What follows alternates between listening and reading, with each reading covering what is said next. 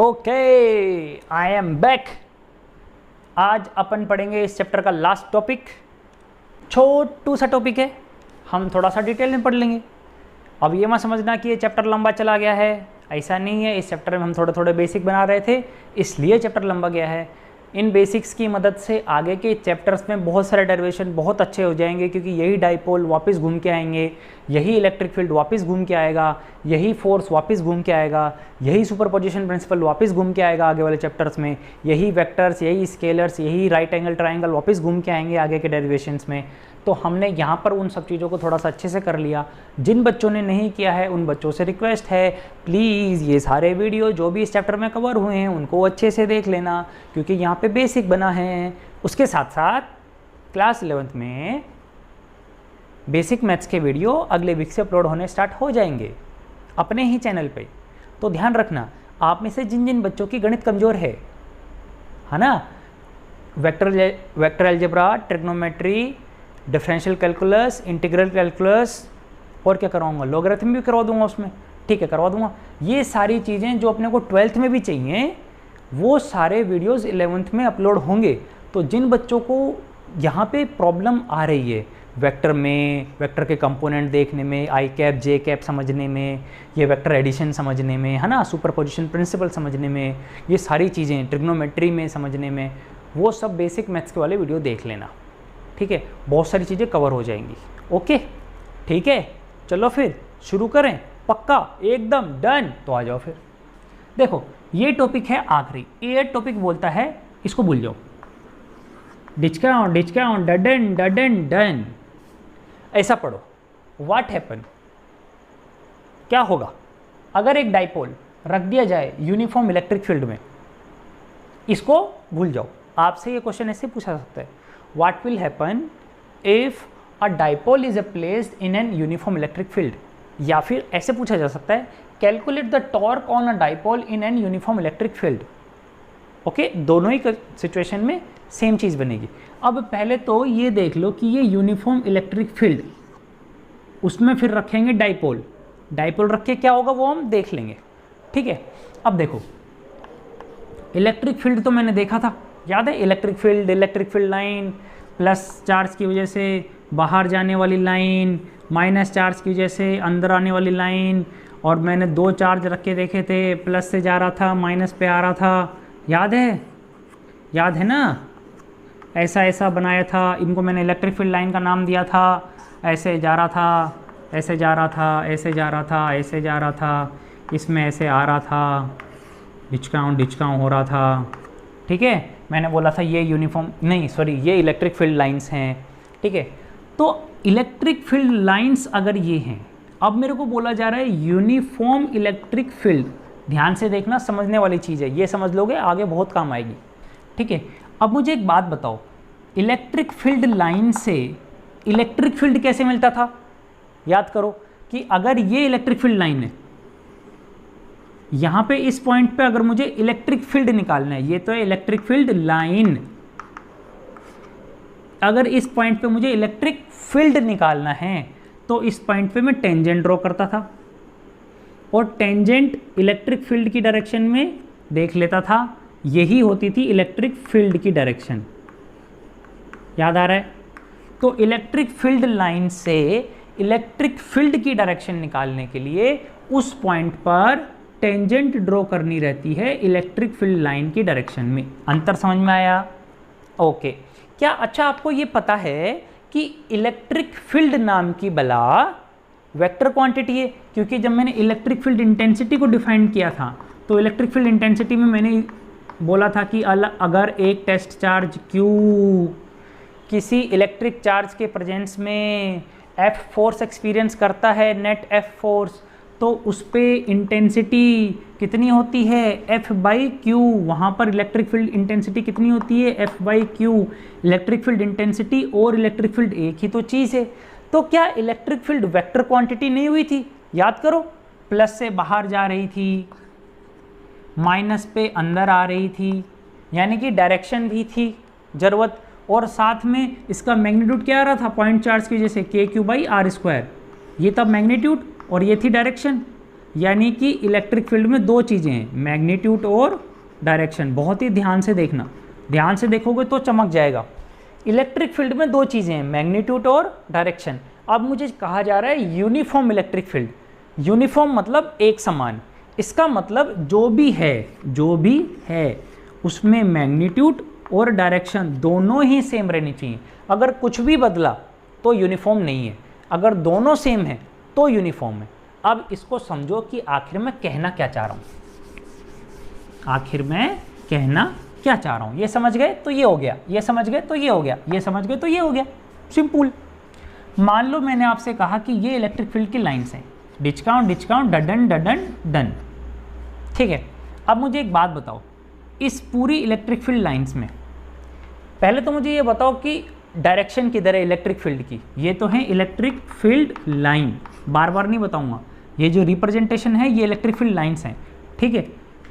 Electric field की direction किधर है, किसी भी पॉइंट पर, इस पॉइंट पर टेंजेंट ये रही, यही टेंजेंट है, इस पॉइंट पे टेंजेंट ये रही, इस पॉइंट पे टेंजेंट ये रही, इस पॉइंट पे टेंजेंट ये रही। यानी कि अगर इलेक्ट्रिक फील्ड लाइन ऐसी है तो मैं कहीं भी इलेक्ट्रिक फील्ड की डायरेक्शन निकालूं, क्या एक ही डायरेक्शन में आ रही है। अच्छा अब देखो,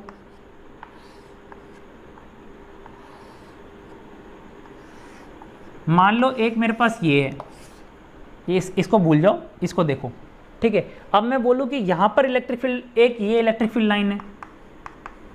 अब यहाँ पे अगर अलग अलग पॉइंट पर इलेक्ट्रिक फील्ड निकालूं तो देखना ज़रा, यहाँ पे आई ऐसे, यहाँ पे आई ऐसे, यहाँ पे आई ऐसे, तो ज़रा ध्यान से देखो, इस पॉइंट पे निकाली ऐसे, यहाँ पर अलग अलग पॉइंट पर इलेक्ट्रिक फील्ड की डायरेक्शन अलग अलग है।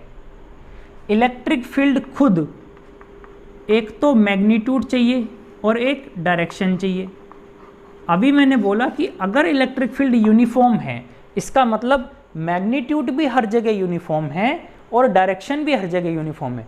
यहाँ पे हर जगह डायरेक्शन एक जैसी आ रही है, पर क्या यहाँ पे डायरेक्शन हर जगह एक जैसी आ रही है, नहीं आ रही, तो ये यूनिफॉर्म नहीं हो सकता, तो ये यूनिफॉर्म नहीं हो सकता, क्योंकि दो पॉइंट, बस दो ही पॉइंट चाहिए, दो ऐसे पॉइंट मिल गए जहाँ पे इलेक्ट्रिक फील्ड की डायरेक्शन अलग अलग आ गई। अच्छा यहाँ पे अलग अलग नहीं है, तो यानी कि डायरेक्शन तो इन सब में सेम है। अब जरा ये देखो, मैग्नीट्यूड भी हर जगह सेम है कि इलेक्ट्रिक फील्ड का। मैग्नीट्यूड निकालने के लिए मैंने आपको क्या बताया था, एक यूनिट एरिया वेक्टर का, यूनिट एरिया का सर्किल बना लो, वहाँ पर exactly same amount of line जानी चाहिए, सेम नंबर ऑफ लाइन जानी चाहिए। कहीं भी अगर आप यहाँ पर एक इक्वल एरिया का सर्किल ड्रॉ करोगे तो आपको वहाँ पे मिलेगा इक्वल नंबर्स ऑफ लाइन। या फिर सिंपली देख लो, ऐसा कोई ऐसा दिमाग लगाने वाली बात नहीं है, जो यूनिफॉर्म ये जो लाइन जा रही है ना, इनके बीच की डिस्टेंस कांस्टेंट रहनी चाहिए। कांस्टेंट है ना, तो इसका मतलब कहीं भी सर्किल बनाओगे उसमें नंबर ऑफ लाइंस आपको सेम मिलेंगी। तो मैग्नीट्यूड भी सेम हो गया, मैग्नीट्यूड भी सेम हो गया, डायरेक्शन भी सेम हो गई, तो ये हो गया यूनिफॉर्म। समझ में आ गया। अच्छा एक बात बताओ, अगर मैं एक ऐसा इलेक्ट्रिक फील्ड बनाऊं, ध्यान से देखना, बहुत ही ध्यान से देखना,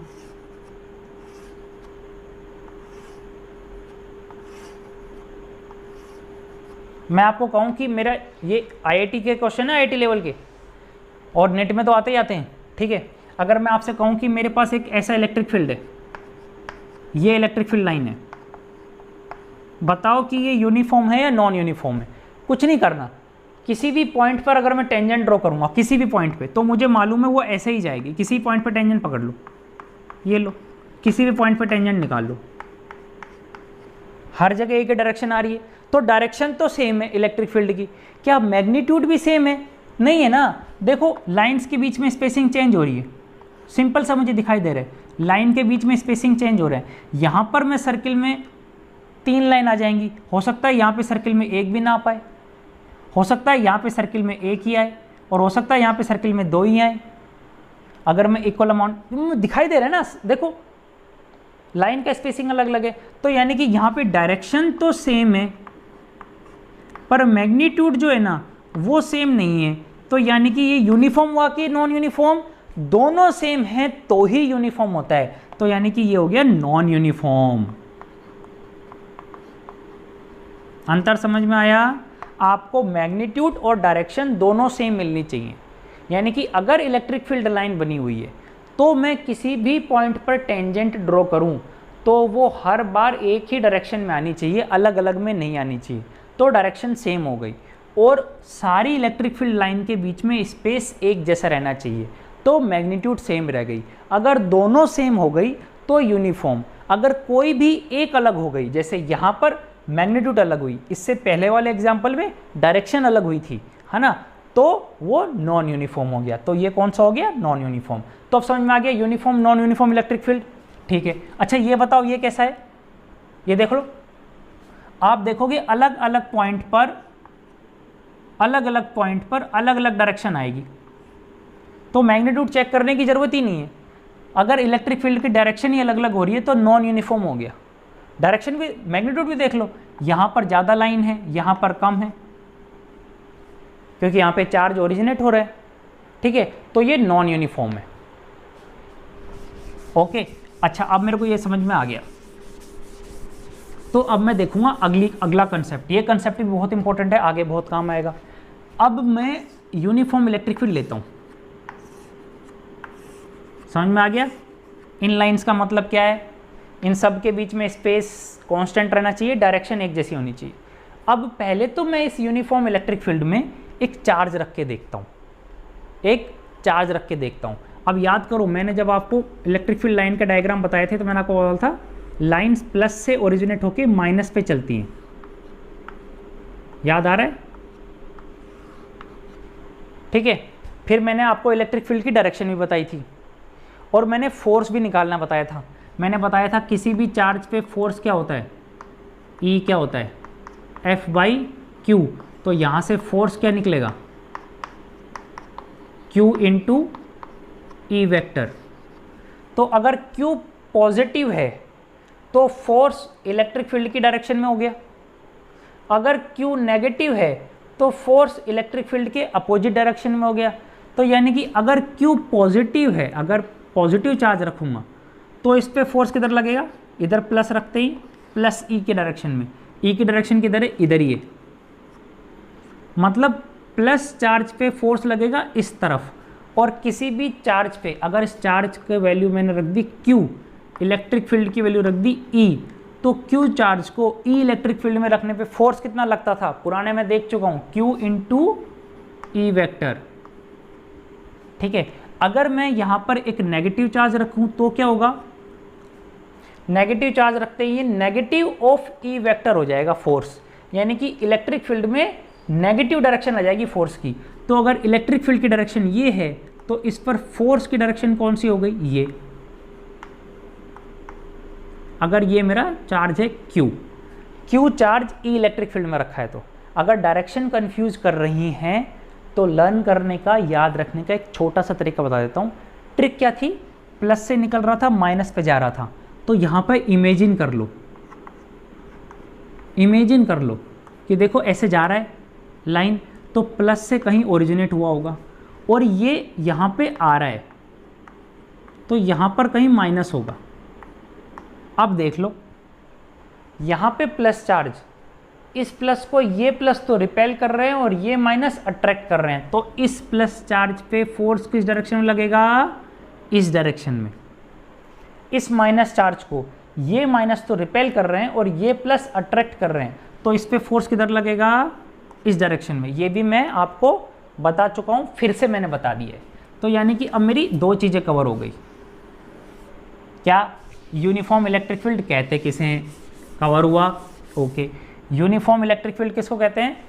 ऐसी इलेक्ट्रिक फील्ड लाइन का रिप्रेजेंटेशन जिनका मैग्नीट्यूड और डायरेक्शन इलेक्ट्रिक फील्ड की हर जगह सेम आए। ठीक है, वो तो हो गया यूनिफॉर्म इलेक्ट्रिक फील्ड। अगर यूनिफॉर्म इलेक्ट्रिक फील्ड में मान लो कि इनके बीच में स्पेस बराबर है, अगर मैं एक चार्ज रखता हूँ प्लस, है ना, तो इस पर फोर्स किधर लगेगा? Q into E। प्लस पे इलेक्ट्रिक फील्ड की डायरेक्शन में, माइनस पे इलेक्ट्रिक फील्ड के अपोजिट में। ये Q है, ये भी Q है, तो अगर ये इलेक्ट्रिक फील्ड इंटेंसिटी E में रखें तो इस पे फोर्स लगेगा QE, इस पे फोर्स लगेगा QE। इस पे इस डायरेक्शन में, इस पे इस डायरेक्शन में। अच्छा एक बताओ डाइपोल किसको कहते हैं? डाइपोल का मतलब दो चार्ज, एक प्लस और एक माइनस, बहुत ही पास पास रखे हुए हैं। डिस्टेंस मैंने ली थी 2a मिड पॉइंट से, ये a तो ये हो गया था 2a, तो यानी कि एक प्लस और माइनस चार्ज का कॉम्बिनेशन है तो डाइपोल है। एक प्लस और माइनस चार्ज का कॉम्बिनेशन है तो डाइपोल है। तो कुछ नहीं करना, इनको कनेक्ट कर दो, लो ये हो गया मेरा डाइपोल। क्या दिक्कत है? अगर ये प्लस और माइनस चार्ज ऐसे हैं कि ये साथ में जुड़े हुए हैं तो डाइपोल हो गया। बस अब क्या देखना है, खत्म हो गया ना। देखो ऐसे समझो कि ये इलेक्ट्रिक फील्ड जा रहा है ऐसे, ठीक है, ये चार्ज नेगेटिव है, ध्यान से देखना, और ये चार्ज पॉजिटिव है। अब ये दोनों साथ में जुड़े हुए हैं, डाइपोल है, H2O का मॉलिक्यूल है, ये साथ में जुड़ा हुआ है। ये मैंने ऐसे इधर यूनिफॉर्म इलेक्ट्रिक फील्ड ऐसे जा रहा है, ऐसे यहाँ पे रख दिया। अब देखना प्लस पे फोर्स किधर लग रहा है? इधर, इस तरफ, मतलब प्लस फोर्स तो इसको इधर खींचना चाह रहा है, और माइनस पे फोर्स किधर लग रहा है? इधर, मतलब माइनस वाला फोर्स इसको इधर लेके जाना चाह रहा है, एकदम स्ट्रेट। ध्यान रखना एकदम स्ट्रेट, मतलब ये उंगली अगर नेगेटिव पर लगने वाला फोर्स है और ये उंगली से मैं इसको इधर खींचता हूँ एकदम पैरेलल, एकदम पैरेलल, तो ऐसा सोचो कि ये उंगली मैं इधर खींच के लेके जाऊंगा, ये उंगली मैं इधर लेके जाऊंगा, और मैं देखता हूँ इस डाइपोल के साथ क्या होता है। इस डाइपोल के साथ क्या होता है देखो, सीधा सीधा लेके जाओ, सीधा सीधा सीधा सीधा सीधा सीधा सीधा सीधा, अरे सीधा, अरे सीधा, अरे अरे अरे हिल नहीं रहे, देख रहे हो? देखो ये फोर्स इधर लग रहा है, ये फोर्स इधर लग रहा है, दोनों बराबर हैं, QE दोनों का मैग्नीट्यूड बराबर है। तो ये इसको इधर लेके जा रहा है, ये इसको इधर लेके जा रहा है, तो अब यहां पे आके हिलना बंद हो गया। लाइट का इशू क्यों आ रहा है? ऐसे डाइपोल रखा है, ठीक है, ये प्लस चार्ज है, प्लस पे इधर की ओर फोर्स लग रहा है, माइनस पर इधर की ओर फोर्स लग रहा है, दोनों पे बराबर फोर्स लग रहा है। अगर ये ऐसे रखा हुआ है तो देखो ये ऐसे ऐसे ऐसे ऐसे, देखो दोनों फोर्स इधर उधर जा रहे हैं, ऐसे ऐसे ऐसे ऐसे ऐसे ऐसे, यहाँ पर आके क्या हो गया? अब ये तो इसको इधर लेके जाना चाह रहा है, ये इसको इधर लेके जाना चाह रहा है, ये बीच में एक इंसान है, मैं बीच में खड़ा हूँ, एक पहलवान इधर से, एक पहलवान इधर से खींच रहे हैं, दोनों बराबर खींच रहे हैं, अभी दोनों बराबर खींच रहे हैं, तो मैं कहीं नहीं जाऊंगा, ऐसे ही खड़ा रहूंगा। समझ में आ रहा है? लेकिन अगर मैं ऐसे होता और एक पहलवान ऊपर से खींच रहा होता, एक पहलवान नीचे से खींच रहा होता, समझने की कोशिश करना। अब मैं ऐसे खड़ा हूं, एक पहलवान, तो ये अगर पॉजिटिव चार्ज है और मेरा पांव अगर नेगेटिव चार्ज है, अगर एक बंदा प्लस से, मतलब मेरा सर पकड़ के खींच रहा है, और एक बंदा मेरा पांव पकड़ के खींच रहा है, अभी भी दोनों बराबर फोर्स लगा रहे हैं। अब मेरे साथ क्या होगा देखना जरा, मैं घूमा कि नहीं घूमा, घूमा कि नहीं घूमा, घूम गया ना। लेकिन अगर अभी यहां पे फोर्स लग रहा है, यहां पे फोर्स लग रहा है, तो मैं यहीं पे खड़ा रहूंगा, ऐसा। अंतर समझ में आ रहा है? अंतर ये है कि एक कंडीशन में जब मैं ऐसे आ गया, घूमते घूमते घूमते घूमते जब मैं ऐसे आ गया, ये मेरा डाइपोल था, ये मेरा डाइपोल था, जब घूमते घूमते ऐसे आ गया तब तो इस डाइपोल ने घूमना बंद कर दिया, और जब तक इसके अलावा कोई भी और एंगल बन रहा था तब तक वो घूम रहा है। जैसे ऐसे था तो ये घूम रहा है, अब मैं नहीं घूमूंगा। मतलब जैसे अगर किसी ने मेरा सर पकड़ के और टांग पकड़ के खींचा, तो मैं ऐसे, क्योंकि एक फोर्स मेरे को नीचे से इधर लेके जाएगा, एक फोर्स ऊपर से लेके जाएगा, तो मैं हवा में झूल जाऊंगा, और थोड़ी देर बाद ये भी खींचेगा, ये भी खींचेगा, और मैं वहीं पे झूलता रहूँगा। यही हो रहा है एग्जैक्टली यहाँ पर, ठीक है। तो याद रखो, जब भी फोर्स की वजह से, जब भी फोर्स ऐसा लग रहा हो कि फोर्स की वजह से मेरे ऑब्जेक्ट में रोटेशन हो जाए, मेरे ऑब्जेक्ट में रोटेशन हो जाए, तो फोर्स के उसी रोटेशन वाले इफेक्ट को टॉर्क कहते हैं। फोर्स के उसी रोटेशन वाले इफेक्ट को टॉर्क कहते हैं। समझ में आ गया? जैसे आपने force is equal to mass into acceleration पढ़ा था, ऐसे ही आपने रोटेशन मोशन में भी एक फॉर्मूला पढ़ा था, I is equal to M into alpha. उसको भूल जाओ, भूल जाओ, भूल जाओ, भूल जाओ। बस अभी के लिए इतना याद रखो, जब फोर्स की वजह से नॉर्मल लीनियर एक्सेलरेशन हो रहा है, लीनियर, ये ऑब्जेक्ट रखा है, यहां पे फोर्स लगाया तो सीधा सीधा लीनियर मोशन जा रहा है फोर्स के डायरेक्शन में, कोई दिक्कत नहीं है। लेकिन यहां पर ये ऑब्जेक्ट ऐसे रखा है, सोचना, खुद सोच लो। और अब मैं यहाँ पे फोर्स लगाऊंगा तो क्या होगा? क्या लीनियर मोशन होगा क्या? नहीं, मैंने फोर्स लगाया और ये लुढ़क गया, ये देखो ऐसे। तो अब इस फोर्स की वजह से इसमें रोटेशन क्रिएट हो गया। अब रोटेशन क्रिएट हो गया ना, तो इसी इफेक्ट को मैंने बोल दिया टॉर्क। इसी इफेक्ट को मैंने बोल दिया टॉर्क। समझ में आ गया? तो बस वही होता है, यही चीज़ है और कुछ नहीं है। तो अगर मैं बोलूं कि F नेट ऑन डाइपोल, ध्यान से देखना, बहुत ही ध्यान से देखना, इस डाइपोल में नेट फोर्स कितना लग रहा है? QE लग रहा है इस डायरेक्शन में और QE लग रहा है इस डायरेक्शन में, यानी कि इस तरफ लग रहा है QE, इस तरफ लग रहा है QE। तो QE minus QE is equal to 0। ध्यान से देखना, नेट फोर्स तो 0 है, नेट फोर्स तो 0 है, क्योंकि ये इधर खींच रहा है, ये इधर खींच रहा है और ये डिस्टेंस बहुत ही कम है, ये डिस्टेंस बहुत ही कम है, बहुत ही कम है, एंगस्ट्रॉन में होती है, मतलब 10⁻⁻⁻ में होती है ये डिस्टेंस। तो नेट फोर्स तो 0 है, लेकिन नेट फोर्स 0 होने के बाद भी ये दोनों फोर्स अलग अलग लग रहे हैं, अलग अलग पॉइंट पे लग रहे हैं। इसकी वजह से एक रोटेशनल इफेक्ट क्रिएट हो रहा है। अभी अगर मैं ये मान लूं कि ये डाइपोल इलेक्ट्रिक फील्ड के साथ थीटा एंगल बना रहा है बहुत गर्मी है यार। हाँ, तो नेट फोर्स तो 0 हो गया, but as both forces are acting on two different point, notes में मिलेगा आपको, आराम से, टेंशन मत लो। Hence they will create torque. Torque को मैं रिप्रेजेंट करता हूं ताऊ जी से, ये ताऊ जी, ताऊ जी के ऊपर लगा दिया वेक्टर, ताऊ जी वेक्टर। ये अपने इस कंडीशन में क्या होता है, ध्यान से देखो, कोई भी एक फोर्स ले लो, उसको मल्टीपल कर दो उन दो फोर्स के बीच में लग रही डिस्टेंस के। देखो जैसे एक फोर्स ये रहा, एक फोर्स ये रहा, तो इनके बीच में डिस्टेंस कितनी हो गई?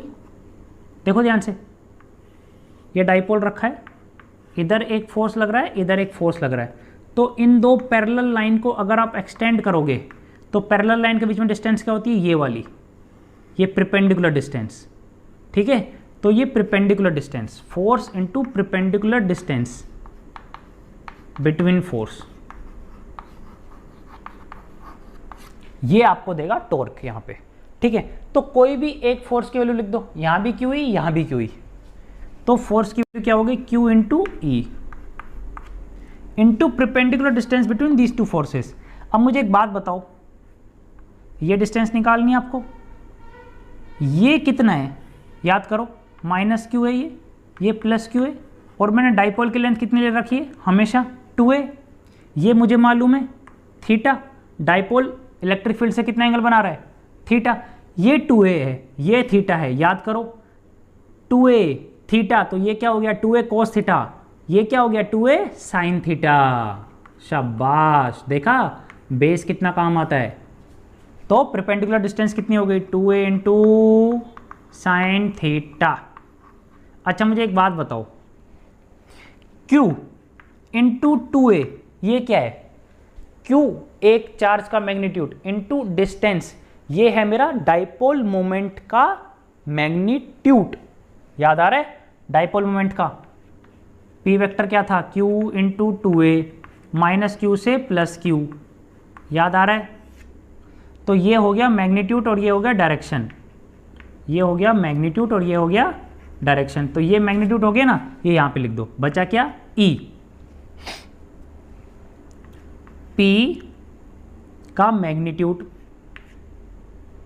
E sine theta.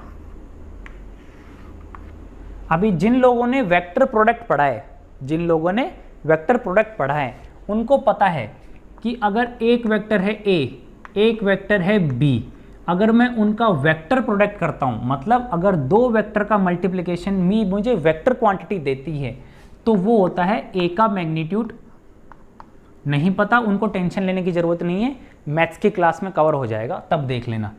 बी का magnitude into sine theta, sine theta होता है ए और बी वेक्टर के बीच में लगने वाला एंगल, ए का मैग्नीट्यूड बी का magnitude into sine theta into n cap और आता है डायरेक्शन बताने के लिए। ये तो मैग्नीट्यूड है और ये डायरेक्शन है।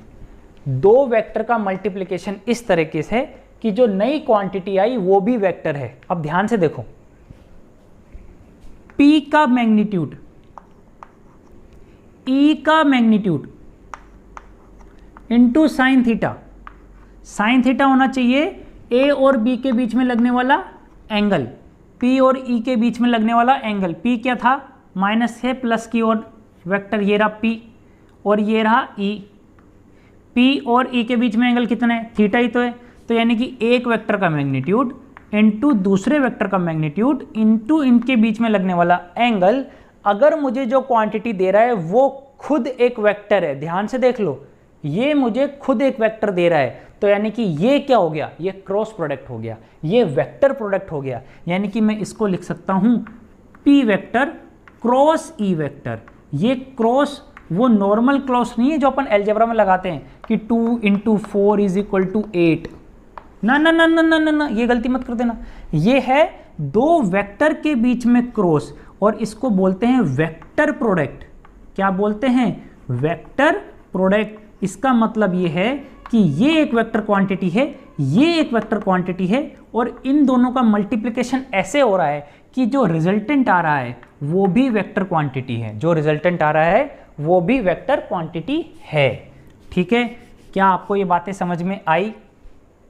अच्छा, वेक्टर प्रोडक्ट में इसका डायरेक्शन, ये एन कैप, ये जो डायरेक्शन है इस वेक्टर प्रोडक्ट का, ये देते हैं राइट हैंड थंब रूल से। राइट हैंड थंब रूल से,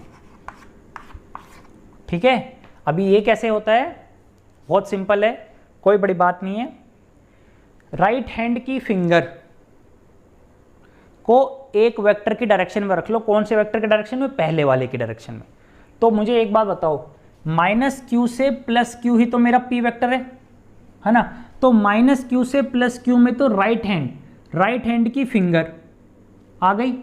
अब ये फिंगर मुड़नी चाहिए किस डायरेक्शन में, दूसरे वेक्टर के डायरेक्शन में, यानी कि e वेक्टर के डायरेक्शन में। p से मुड़नी स्टार्ट होंगी e के डायरेक्शन में। देखना, p की डायरेक्शन से e की डायरेक्शन किधर है, ये रही। तो p से चलकर e की डायरेक्शन में अगर मेरी उंगलियां आ रही हैं तो मेरा अंगूठा अगर मैंने ऐसे खोल दिया तो अंगूठे की डायरेक्शन प्लेन के अंदर गई कि नहीं गई। तो अंगूठे की डायरेक्शन मेरी बताएगी इस टॉर्क की या इस वेक्टर प्रोडक्ट की डायरेक्शन। और वो तो आपको वैसे भी पता है, वो तो आपको वैसे ही पता है। देखो, जब ये रोटेट हो रहा था, कौन सी एक्सिस पे रोटेट हो रहा था, इस एक्सिस पे तो रोटेट हो रहा था। देख लो, देखो, इस एक्सिस पे रोटेट हो रहा था, यानी कि टॉर्क जो बन रहा था वो अंदर की तरफ बन रहा था। समझ में आया? तो ये चीज आपका डेरिवेशन कवर हो गया है। नेट फोर्स, ध्यान रहे, डाइपोल में यूनिफॉर्म इलेक्ट्रिक फील्ड होना चाहिए। नॉन यूनिफॉर्म में ये केस नहीं है। नॉन यूनिफॉर्म में यहां पर E की वैल्यू और यहां पर E की वैल्यू चेंज हो जाएगी, तो नेट फोर्स जीरो नहीं रहेगा। टॉर्क वहां भी जनरेट होगा पर नेट फोर्स वहां पे जीरो नहीं रहेगा। यूनिफॉर्म इलेक्ट्रिक फील्ड में ये और ये जीरो हो जाएंगे। तो नेट फोर्स तो जीरो है लेकिन दोनों अलग अलग पॉइंट पे लग रहे हैं, इसलिए टॉर्क जनरेट होगा। टॉर्क मतलब फोर्स की वजह से रोटेशन। तो टॉर्क क्या होता है, किसी भी एक फोर्स का magnitude multiplied by perpendicular distance. तो ये रहा एक फोर्स Q × E और ये रहा दूसरा फोर्स Q × E, और इनके बीच में परपेंडिकुलर डिस्टेंस कैसे निकालोगे, इस लाइन को एक्सटेंड कर दो, इस लाइन को एक्सटेंड कर दो, ये रहे इनके बीच में परपेंडिकुलर डिस्टेंस। ये रहा मेरा 2a डाइपोल का लेंथ, और ये अगर एंगल है थीटा तो ये हो गया 2a cos थीटा और ये हो गया 2a sin थीटा। तो ये आ गया। अब जैसे ही मैंने ये देखा, मैंने बोल दिया Q × 2a हो गया p cap, sorry p vector का मैग्नीट्यूड, p वेक्टर का magnitude into E × sin theta. देखो p वेक्टर ये रहा -q से प्लस, E वेक्टर ये रहा, इन दोनों के बीच में एंगल थीटा है और ये दोनों मिलकर मुझे दे रहे हैं एक नया वेक्टर। तो मैंने बोल दिया कि ये खुद है क्रॉस प्रोडक्ट या वेक्टर प्रोडक्ट। क्या ये समझ में आया? अच्छा, यहाँ पे 2-4 केस बनते हैं जो कि अपने को वैसे भी समझ में आ रहे हैं, ऐसे भी समझ में आ रहे हैं।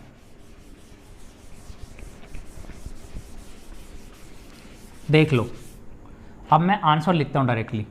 तो टॉर्क मेरा क्या था, P magnitude E into sine theta, ठीक है। और डायरेक्शन किधर है, डायरेक्शन ये तो है मैग्नीट्यूड, और डायरेक्शन है राइट हैंड थंब रूल से, RHRT, right hand thumb rule, ठीक है। तो मुझे एक बात बताओ, अगर थीटा की वैल्यू 0 है, थीटा की वैल्यू 0 है, तो साइन 0 की वैल्यू क्या होती है, 0। तो यानी कि टॉर्क की वैल्यू कितनी हो गई, 0, यानी कि टॉर्क ही नहीं लगेगा। अभी समझ जाओगे क्या चीज़ है। अगर थीटा की वैल्यू 90 है, तो साइन 90 की वैल्यू क्या होती है, 1। तो यानी कि टॉर्क की वैल्यू क्या हो गई, P इंटू ई। अगर थीटा की वैल्यू 180 है, तो साइन 180 क्या होता है, फिर से 0। तो यानी कि टॉर्क कितना हो गया, फिर से 0। कैसे, देख लो ना क्या दिक्कत है। अगर थीटा 0 है, यानी कि अगर ये वेक्टर अभी थीटा है, अभी 0 हो गया, देख लो, ये माइनस क्यू, ये प्लस क्यू, ये मेरा P वेक्टर की डायरेक्शन और यही मेरा E वेक्टर की डायरेक्शन। थीटा 0 हो गया, इस वक्त टॉर्क लगेगा क्या, नहीं लगेगा। ये इसको इधर खींचेगा, ये इसको इधर खींचेगा, कहीं भी नहीं जाएगा, रोटेशन आएगा ही नहीं, रोटेशन नहीं आएगा, टॉर्क 0।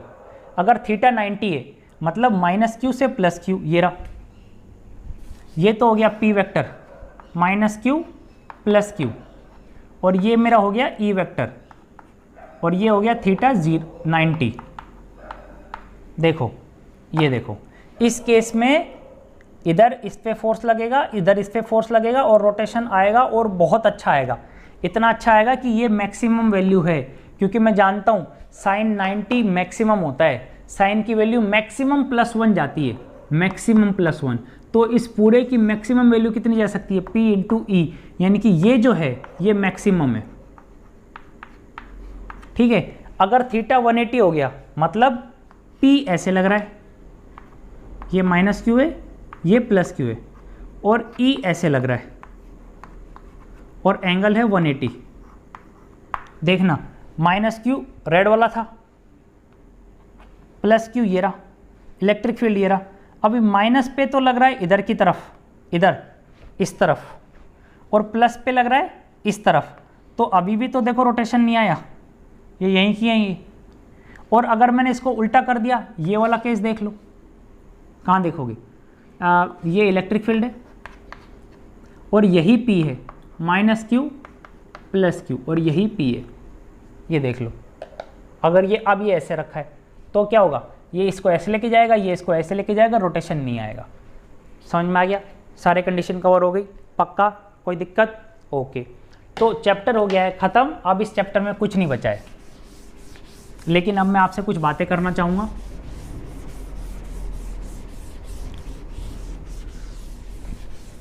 पहली बात, ध्यान से सुने।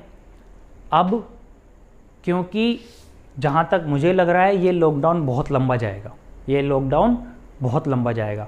अब मुझे आप सबका डेडिकेशन चाहिए, आप सबका डेडिकेशन चाहिए। अगर आपने डेडिकेशन दिखाना बंद कर दिया तो मैंने भी डेडिकेशन दिखाना बंद कर दूँगा। ध्यान रहे, ये बात ध्यान रहे। 5-6 महीने से यहाँ पे किसी टीचर को सैलरी नहीं मिली है, कम से कम। सब टीचर फिर भी आप लोगों के लिए काम कर रहे हैं कि आप लोगों का नुकसान ना हो, है ना। सर्दी गर्मी कोई भी के सब में लगे हुए हैं, बिना सैलरी के लगे हुए हैं टीचर, ताकि आप लोगों का नुकसान ना हो, ठीक है।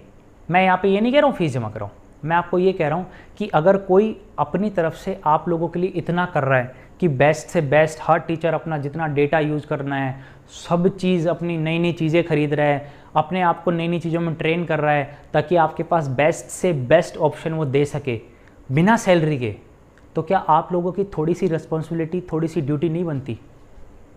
बनती है या नहीं बनती है? क्या बनती है कि आप लोग उस टीचर के एफर्ट्स की रिस्पेक्ट करो और उस टीचर के बराबर एफर्ट्स लगाना स्टार्ट करो, ठीक है। अब से मुझे आप में से हर बच्चे से डेडिकेशन चाहिए। हर वीडियो आप पूरा देखेंगे, ध्यान से सुने। ये चीज़ मैं इसीलिए बीच में बोल रहा हूँ, मतलब लास्ट में, ताकि मैं ये मेक श्योर कर लूँ कि जो ये सुन रहे हैं वो वही सुन रहा है जिसने ये वीडियो देखा है। शुरू में बोलता तो हो सकता है बहुत लोग सुन लेते, समझ में आया। अब पहली बात तो ये कि अगले वीक से मंडे ट्यूसडे, वेडनेसडे को गैप आएगा, थर्सडे, फ्राइडे, फिर सैटरडे संडे को गैप आएगा। मतलब मैं बोलना क्या चाह रहा हूँ, एक वीडियो मंडे को आएगा 40 मिनट का, 40 मिनट से ज़्यादा नहीं जाने दूंगा, 40-45 मैक्सिमम। एक वीडियो ट्यूसडे को आएगा, वेडनेसडे को गैप मिलेगा, क्योंकि मैं जानता हूँ आपकी बायोलॉजी और आपकी केमिस्ट्री की क्लासेस ऑलरेडी ऑनलाइन चल रही हैं, इसलिए मैं आप पे ज़्यादा लोड नहीं बढ़ाना चाहता। ठीक है, अपना कोर्स इसमें आराम से हो जाएगा, अपने को कोई टेंशन नहीं है। ठीक है, मंडे ट्यूसडे को एक एक वीडियो आएंगे, वेडनेसडे को ब्रेक मिलेगा आपको। तो जिसने यहाँ पे वीडियो पूरा नहीं देख पाए, फॉर सम रीज़न डेटा नहीं था, नेटवर्क नहीं था, मोबाइल नहीं था, यहाँ पे देख लें।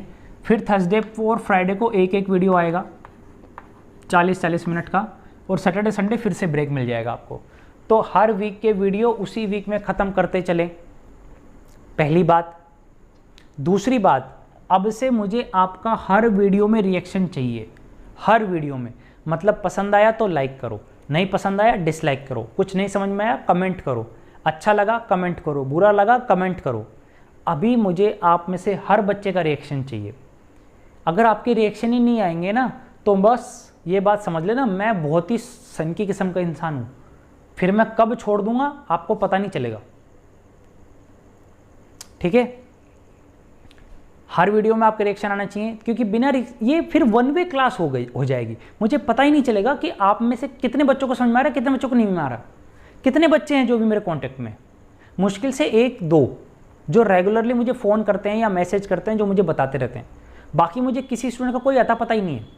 वीडियो देख रहे हो नहीं देख रहे हो, फीडबैक फॉर्म मैंने डाला तो आपने वोट कर दिया, वरना आपको आइडिया ही नहीं है कि खुद से हम कुछ कर लें। ठीक है, ये मैं डांट नहीं रहा हूँ, एज ए बड़ा भाई आप लोगों को समझा रहा हूँ, क्योंकि मैं नहीं चाहता आप लोगों को इतना नुकसान हो जाए। समझो इस बात को, हर वीडियो में आपके रिएक्शन आने चाहिए, इंक्लूडिंग दिस वीडियो। आज से इस वीडियो से हर वीडियो में आपको लाइक डिसलाइक कमेंट करना है, हर वीडियो में करना है। दूसरा काम जो मैं आपको दे रहा हूँ, ये बहुत ज़रूरी है और सबसे लास्ट में इसीलिए बोल रहा हूँ ताकि ये छुप जाए बात, और आप में से सिर्फ उन्हीं लोगों के तक ये बात जाए जो लोग ये वीडियो पूरा देख रहे हैं। आप में से हर बच्चा मुझे मेरे पर्सनल नंबर पे खुद से फ़ोन करेगा, मैं नहीं करूँगा। आपको अपनी डेडिकेशन दिखानी पड़ेगी। ठीक है, आप में से आपकी क्लास का हर बच्चा मुझे फ़ोन करेगा, और मुझे अपने बारे में बताएगा कि कितना समझ में आ रहा है, कितना नहीं आ रहा, क्या चल रहा है क्या नहीं चल रहा, कैसे पढ़ रहा है कैसे नहीं पढ़ रहा। हर लड़का, हर लड़की, हर बच्चा। मैं एक डायरी मेंटेन करूँगा, हर बच्चे का नाम लिखूँगा, उनसे कुछ 5-7 सवाल पूछूंगा। जिस बच्चे का फ़ोन आया अब से वो बच्चा अलाउड होगा, जिस बच्चे का फ़ोन नहीं आया वो बच्चे अलाउड नहीं होंगे। अभी देखते जाओ, अगर मुझे एक लेवल के ऊपर बच्चों के फ़ोन आए, 1 या 2 बच्चे रह गए, तो उन बच्चों से मैं देखूंगा उन पर क्या करना है। ठीक है, अदरवाइज़ मुझे मेरी पूरी क्लास को अब आपको दिखाना है कि आप लोग मेरे रूल फॉलो कर रहे हो। रूल नंबर 1 क्या था? We are family. या तो हम सब साथ में आगे बढ़ेंगे या में से कोई आगे नहीं बढ़ेगा। भूल गए हो ना, कोई रूल नहीं रहा। टेम्पल ऑफ ट्रस्ट कहाँ गया? कहाँ गया टेम्पल ऑफ ट्रस्ट? कहाँ है वी आर फैमिली? मतलब मैं अकेला एफर्ट्स लगाऊंगा, आप लोग कुछ एफर्ट्स नहीं लगाएंगे? बताओ। हर बच्चे का, हर लड़के का, हर लड़की का खुद से फ़ोन आना चाहिए। आप में से फ़ोन नहीं आया, आप में से एक मैंने लिमिट सेट कर रखी है, अगर उस लिमिट तक सारे बच्चों का फ़ोन नहीं आया तो फिर जो अगला अनाउंसमेंट होगा उस चीज़ के लिए मैं कतई जिम्मेदार नहीं हूँ। और ये बात मेरे पुराने स्टूडेंट बहुत अच्छे समझते हैं, मैं कितना जिद्दी टीचर हूँ। मैंने एक बार जो बोल दिया वो मैंने कर दिया, ये बात याद रखना। ठीक है, तो आप में से या तो हर बच्चे का फ़ोन आएगा और मुझे अपने बारे में कैसी क्लासेस चल रही हैं, क्या समझ में आ रहा है क्या नहीं समझ में आ रहा है ये शेयर करेगा, वरना फिर अगले अनाउंसमेंट के लिए सिर्फ़ और सिर्फ आप लोग ही रिस्पॉन्सिबल हैं, मैं नहीं हूँ। ठीक है, बहुत ही प्यार से समझा रहा हूँ, क्योंकि एक डायरेक्शन में मुझे एफर्ट्स लगाना पसंद नहीं है। नॉर्मल क्लास चल रही होती तो मुझे पता होता कि कितनों को समझ में आ रहा है कितनों को नहीं आ रहा, है ना। अलग तरह के इंटरेक्शन होते हैं वहाँ पे। नॉर्मल क्लास में तो ये नौबत कभी आती नहीं है। यूट्यूब की क्लास है, मुझे ऐसा लग रहा है बहुत सारे बच्चे अभी नहीं पढ़ रहे हैं। गूगल क्लासरूम पे भी 18 बच्चे ऐड हैं। मेरी क्लास की स्ट्रेंथ 22 बच्चों की है जहाँ तक मुझे पता है, हो सकता है कुछ 1-2 कम हुए हों, ठीक है। व्हाट्सएप पे 1 या 2 बच्चे कांटेक्ट में हैं जो रेगुलर मैसेज करते हैं। क्या चल रहा है? अब 2 काम दिए हैं, हर बच्चे का इस वीडियो से लाइक डिसलाइक कमेंट आना चाहिए, हर बच्चे का। 22 बच्चे हैं, 22 लाइक या डिसलाइक मिलने चाहिए, हो 22 डिसलाइक, मुझे फ़र्क नहीं पड़ता। मुझे इतना तो पता चला है ना, 22 के 22 ने भी वीडियो देखा, 22 के 22 ने नहीं पसंद किया, 22 के 22 ने बोला नहीं यार ये टीचर अच्छा नहीं है, मैं छोड़ के तो जाऊँ, कुछ तो क्लियर हो। या 22 के 22 के लाइक्स हैं, कमेंट्स हैं, पहला काम। दूसरा काम, आप में से हर बच्चा फ़ोन करेगा, हर बच्चा फ़ोन करेगा। असाइनमेंट आपके पास आ गया होगा, इस वीडियो के साथ पहले या 1-2 घंटे आगे पीछे असाइनमेंट आ जाएगा। असाइनमेंट सोल्व कर लेना। अगर ये 2 काम नहीं हुए तो उस चीज़ के बाद जो अनाउंसमेंट आएगी उस चीज़ के लिए सिर्फ और सिर्फ और सिर्फ आप लोग रिस्पॉन्सिबल हैं। अब या तो आप लोग डेडिकेशन में आएंगे मेरे साथ, या फिर जब मैं जाऊंगा तब आपको पता चलेगा। ओके, अपना ध्यान रखना। जय हिंद।